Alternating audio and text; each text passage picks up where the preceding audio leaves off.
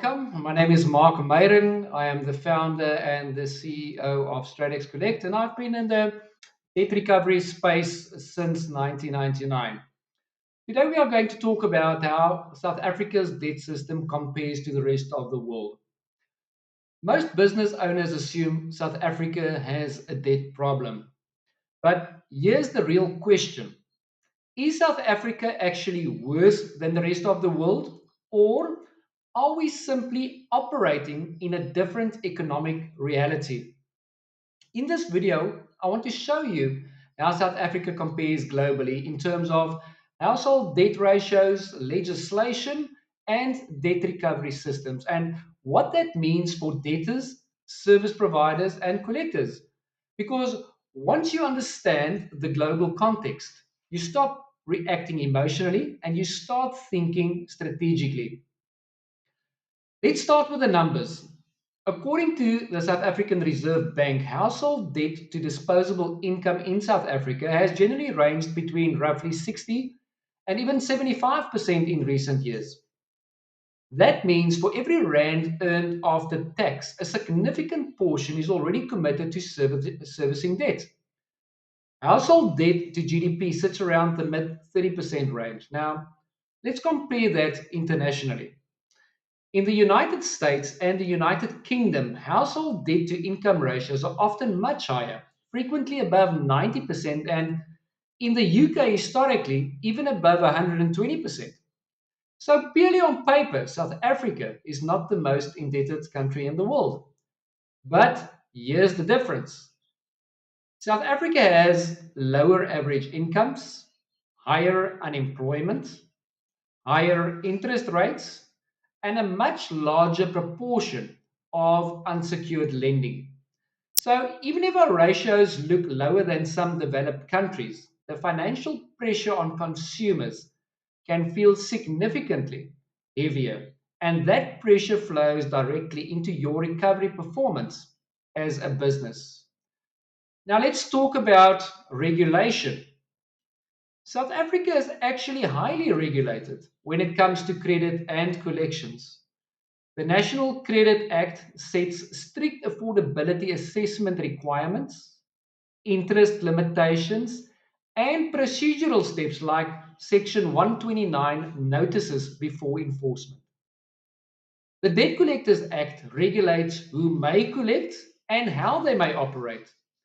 And the Protection of Personal Information Act governs how consumer data must be handled.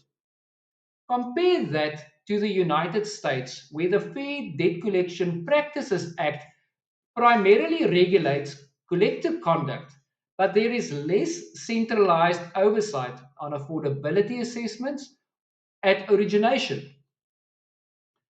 In the United Kingdom, the Financial Conduct Authority heavily regulates credit providers and collectors with strong consumer vulnerability protections. In many ways, South Africa's framework is closer to the UK and Australia than to the US. So the idea that South Africa is unregulated or too soft is simply not accurate. Our system is structured, it is compliance heavy actually, it is consumer protective, but here's where the reality kicks in. Enforcement timelines, court backlogs, economic instability, and unemployment levels make outcomes very different from developed markets. And that is where strategy becomes critical. Globally, there are three broad recovery models. The first is the aggressive legal escalation model. The second is the bulk call center pressure model. And the third is the data led behavioral recovery model.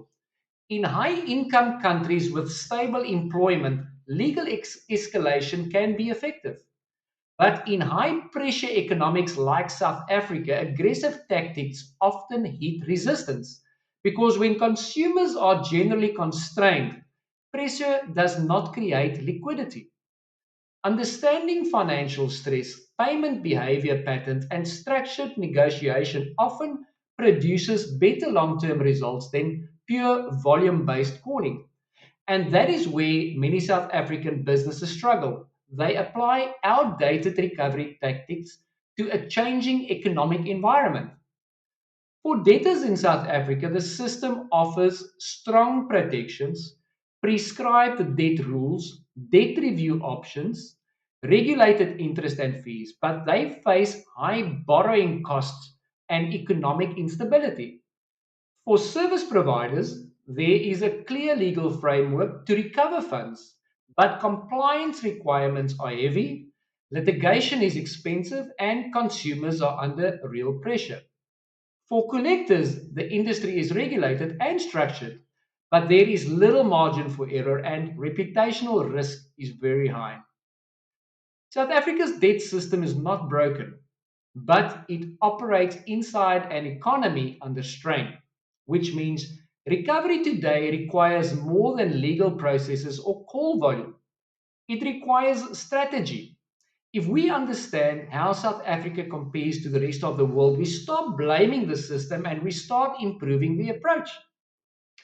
I thank you for taking the time to watch this video to the end.